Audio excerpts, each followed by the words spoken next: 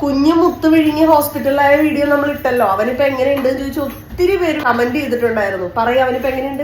ഒരു കുഴപ്പമില്ല. അവൻ പിറ്റേ ദിവസം അവന്റെ സ്നഗ്ഗിയിൽ നിന്നും നമുക്കൊരു 8-9 മുത്ത് കിട്ടിയിട്ടുണ്ട്.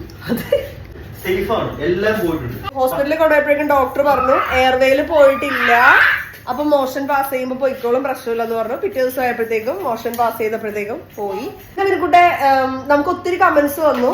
കുറെ പേര് കുഞ്ഞിനൊരു ആപത്ത് വരലെന്ന് പ്രാർത്ഥിച്ചൊക്കെ കമന്റ് ഇട്ടായിരുന്നു. വേറെ കുറെ പേര് ഓക്കെ നിങ്ങൾ ഈ വീഡിയോ ഇട്ട് നന്നായി, ഇനിയുള്ള അമ്മമാരെ ശ്രദ്ധിക്കാൻ വേണ്ടിയിട്ടാണെന്ന് പറഞ്ഞു, ബുദ്ധി ഉള്ള ആൾക്കാർ. വേറെ കുറെ എണ്ണങ്ങള് ഓക്കെ ഇവർക്ക് ഇതും കണ്ടന്റ് ആണോ, കൊച്ചിനെ കൊണ്ട് ആശുപത്രി പോകുമ്പോഴും എങ്ങനെ ഇങ്ങനെ വീഡിയോ എടുക്കാൻ പറ്റുന്നു, എന്തൊരു മനസ്സാണ്, എല്ലാം കണ്ടന്റ് ആണെന്നൊക്കെ പറഞ്ഞിട്ടായിരുന്നു. അവരോട് എന്താണ് പറയാനുള്ളത്? ഫസ്റ്റ് ഓഫ് ഓൾ എനിക്ക് ആദ്യമേ മനസ്സിലായി ഇവനൊരു കുഴപ്പമൊന്നും വരാൻ ചാൻസ് ഇല്ല. കാരണം ഇവന് ശ്വാസം മുട്ടില്ലായിരുന്നു, മുഖത്ത് അങ്ങനെ നിറവ്യത്യാസം, അതായത് നീല നിറവൊന്നും വരുന്നില്ല. വിഴുങ്ങിയ മുത്തൊക്കെ എയർവേ പോയിട്ടുണ്ടെങ്കിൽ അങ്ങനൊന്നും അല്ല കൊച്ചിന് കാണിക്കുന്നത്.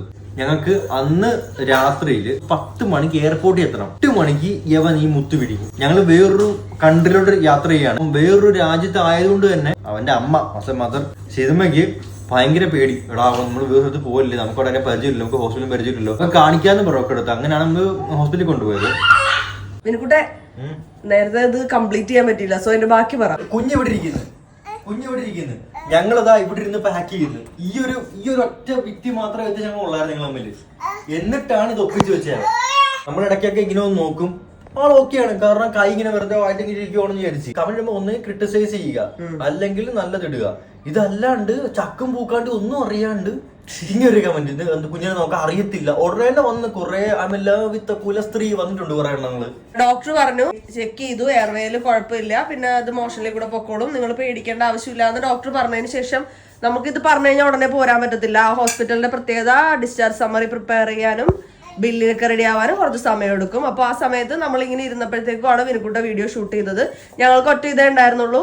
പറഞ്ഞ കണക്ക് ഇതുപോലത്തെ ഐറ്റം വേറെ അമ്മമാർ ഇനി കുഞ്ഞുങ്ങൾക്ക് വാങ്ങിച്ചു ഇട്ട് കൊടുക്കരുത്. അത് അപകടകരമായ ഒരു സംഭവമാണ്.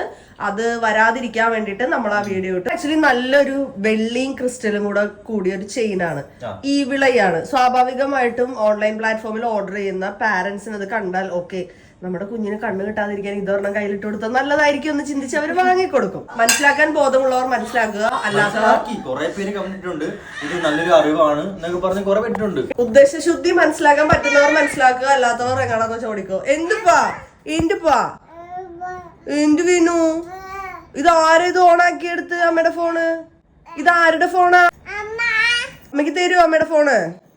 അമ്മയ്ക്ക് ഫോൺ എന്താ? കയ്യിലൊരുമ്മ തരുമോ? കയ്യിലൊരുമ്മതാ.